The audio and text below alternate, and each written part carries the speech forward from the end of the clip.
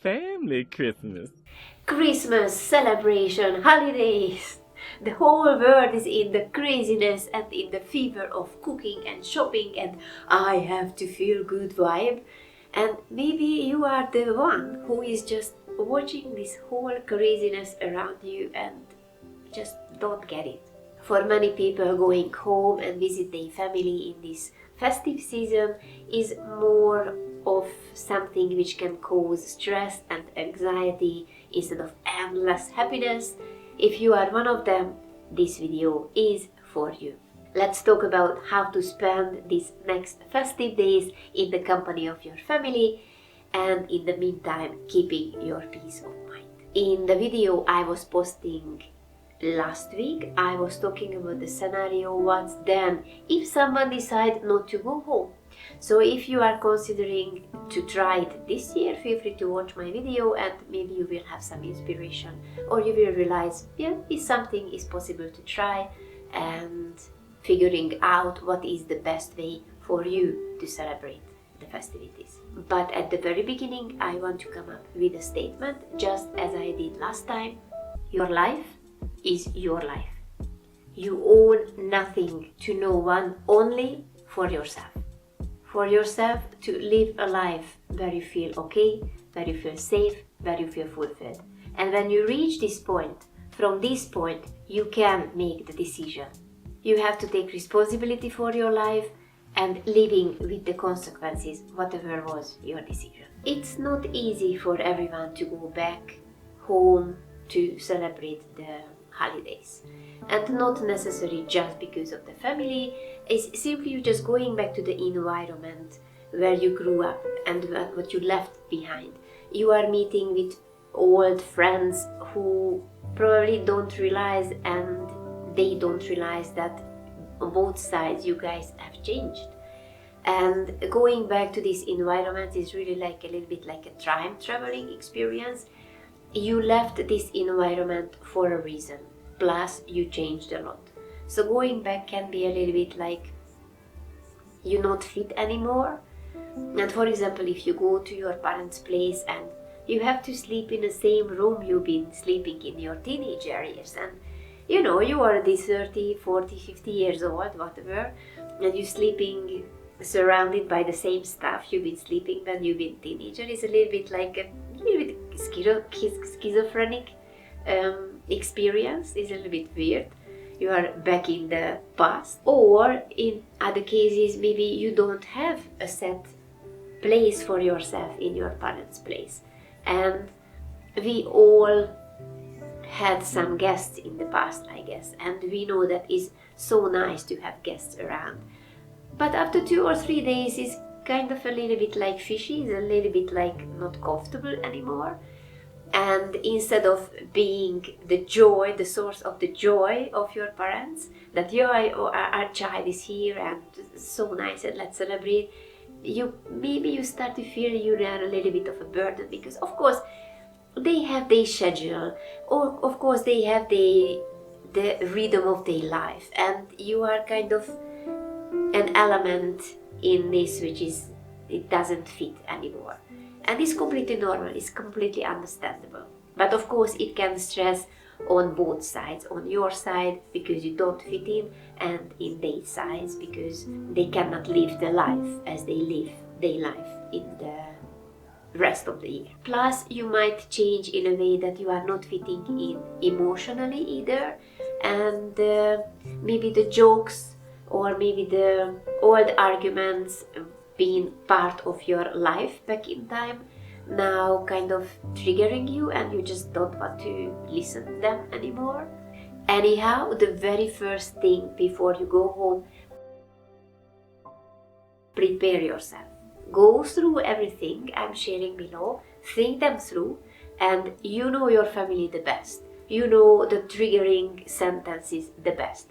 Try to come up with new phrases, new solutions. How would you behave in these situations? What would you say if something which is the most likely comes up again?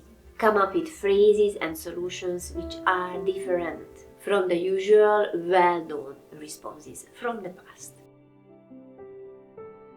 The next very important thing is take responsibility for your decisions. What I mean, if you invite the people you want.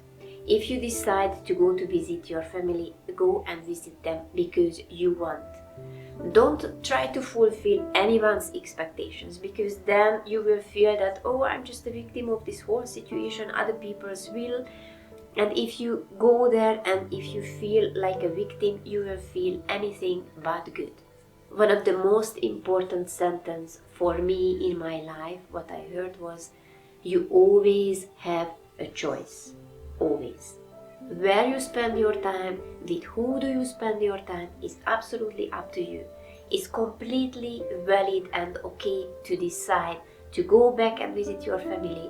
Great. It's completely valid and it's perfect choice to stay alone. Great. Millions of people celebrate like this, so you won't be the only one. It's perfectly fine. The main thing, take the responsibility for your decision and later don't complain. You know, if this is my decision, that will be the consequences, and take the whole package. Recently, someone told me that when they find themselves into slightly provocative or provoking situations, they just don't react. They just pretend that I wasn't even there, that nothing happened. And I realized that she is basically talking about the thing exists in psychology is called the gray rock technique. And basically it's a technique, which means if you think about the gray rock, what is a gray rock? Is like nothing. No one really realizes it there. It's just melting into the background. No one wants anything from it. It doesn't trigger anyone's emotions or feelings or thoughts. It's just a kind of invisible something. But in the meantime, is a firm and a strong material. And basically, what is the gray rocking technique? One of my friends was really amazingly just explained this to me with her own behavior. I was watching and she was having a conversation with someone. And she slowly started to have enough of this conversation. And really gently and slowly she started to step back. And at one point, not just she did not answer for the other person, but basically she became almost like motionless. She ignored the eye connection with the other person. She basically disappeared. And she didn't have to finish the conversation, because after a while for the other person it was so uncomfortable to be in the company of her that the other person just left. Of course you don't have to be so super extreme, but if you have a very difficult person who just always want to kick you out from your balance and from your peace, yes, you can do it. But if you just feel that the other person is not so bad and you want to be a kind of a little bit polite with him or her, you can say a couple of interesting, and that's it. But you don't need to go deep down into the conversation. Recently I heard for me kind of thought-provoking statement. This says, there is no such thing as a toxic person, only toxic reactions to people. I'm still processing this sentence, but one thing is for sure. If someone comes with you with anything, doesn't matter what, we can say, oh, he's very toxic or whatever. If you don't react, if you don't go into the direction the other person kind of suggests, then nothing will happen. So no toxic situation, so-called toxic situation, will appear if you just stop reacting and stop going into the game of the other person. The next one is not super easy, actually is basically the end of a longer procedure, setting and maintaining boundaries. I'm sure you already heard in many places that kind of advice, and yes, this is a very good advice. But the thing is, even if we get to the point that we understand ourselves and we set our boundaries, we are not very good maintaining the boundaries effectively. For example, you go back home and someone says to you something which really triggers you, or you just don't like it, and you say, please don't say this to me. It's not the point. People can say whatever they want. Maybe it's better if you try to say, look, if you say this to me, it hurts me. So if you say this again to me, I will do and set the consequences. I will leave the conversation. I will leave the house. I'm never coming back at all. And not just say, like threaten people that I will do this, but if it happens, then stand up from the table and do whatever you've been promising. This is our responsibility to teach people, to re-educate people of the new me, that what can be done with me and what doesn't have space anymore in my life. And prepare yourself and keep in mind that you're coming from a system. You moved away, you changed. Now you're going back and you want to set new boundaries. There will be lots of resistance because people don't understand these new rules you start to set. Plus, they need to change as well as you've been changing. And lots of people just resist, they don't want to change. But if one element in the whole system changes, of course the whole system will change. So get ready for questions and uncomfortable situations and simply just doesn't react to them. If you don't give food for the fire, slowly people who start to comment that, someone became a city girl, someone behaves like coming from abroad. If you don't say anything, slowly they will just change the topic. A friend of mine told me once that try to see the whole world as a human experience. Basically, our life is nothing else, just a human experience. Which means, instead of expecting anything from anyone, just try to watch, just observe the world around you. Just watch it like a TV show, just like a film. Sounds familiar? You see, that's why I love literature. Shakespeare already told this back in time.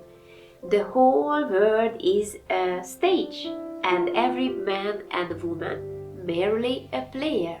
What I want to say with this, lots of conflict exists because we expect things from people, because we create an ideal image, how a family should look, how a family gathering should look, how a parent should behave, how a spouse should behave, or my neighbor should behave, or whoever. And we don't see the real human being behind all of these labels. We don't see that basically everyone is a little spirit walking around the world, wearing these body clothes basically, and try to figure out what to do and how to do and improve himself or herself or learn the lessons and after go on and come back again.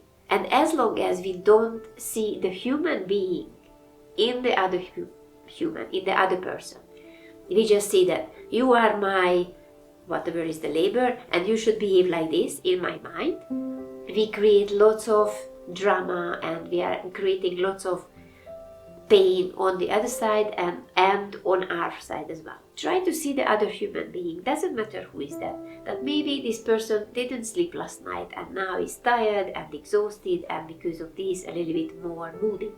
Or this person is depressed, or this person is full of fear, or this person is still dealing with lots of trauma. I'm talking about this because for me it was a huge changing point. How I related to lots of people in my life when I was able to remove the labels. And I seen, okay, I don't want to talk about this human being as my father, my mother, my brother, my neighbor, my friend, my lover, whoever. I've just seen human beings. And this changed the whole game of life for me, basically. So I think this is a very, very, very important point. Try to see the human being, remove the labels.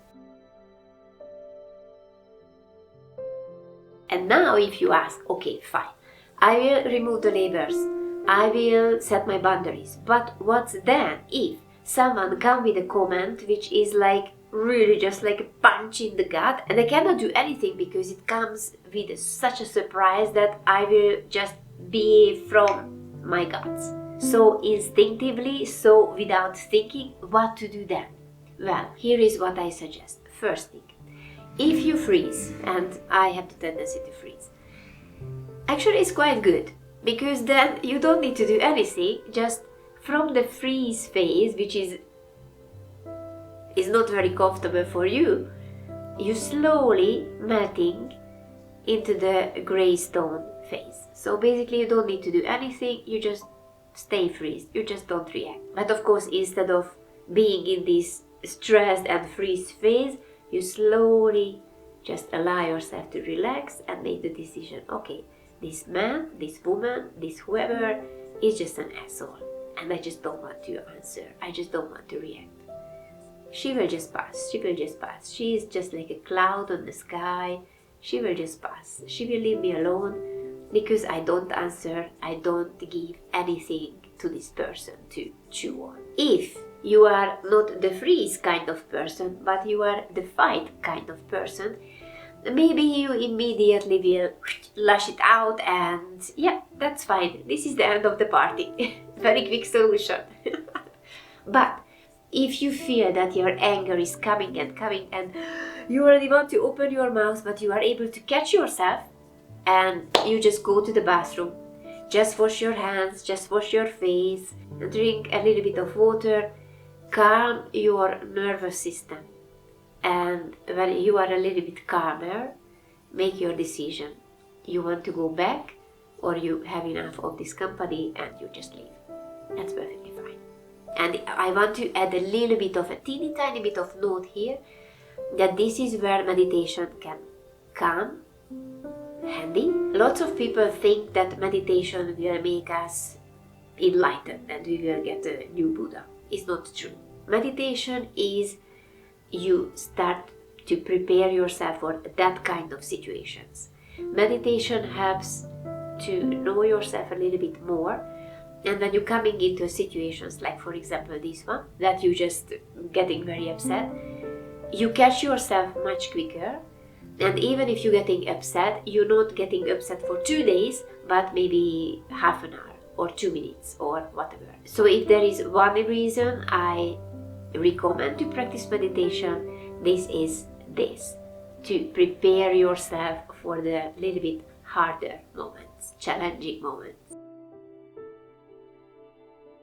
Now, might you think that I encourage you to suppress your emotions, your feelings, when I suggested that just go into the bathroom and wash your hands and calm down? Actually, is exactly the opposite why I suggest. When you remove yourself from the situation which is uncomfortable for you, do 2 things. One thing is, ask yourself what a person who loves himself or herself would do in this situation, and just do it. The second thing is, acknowledge how do you feel.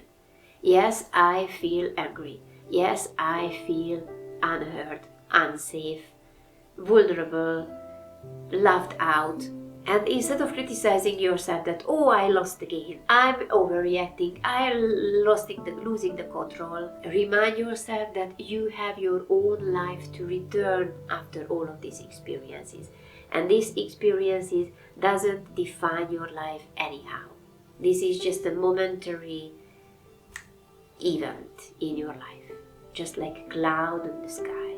Try to see the whole situation and create advantage from the situation for yourself. What do I mean? When we get triggered by something, maybe there is something inside us which is not completely healed, which is something we don't like and we just repress and we just push it down.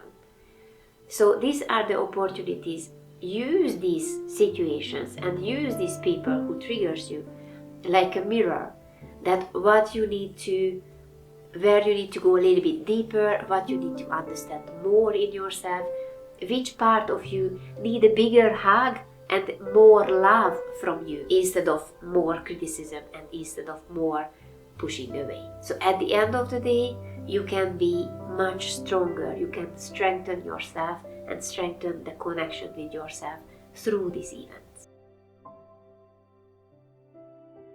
The next point is super simple, super easy.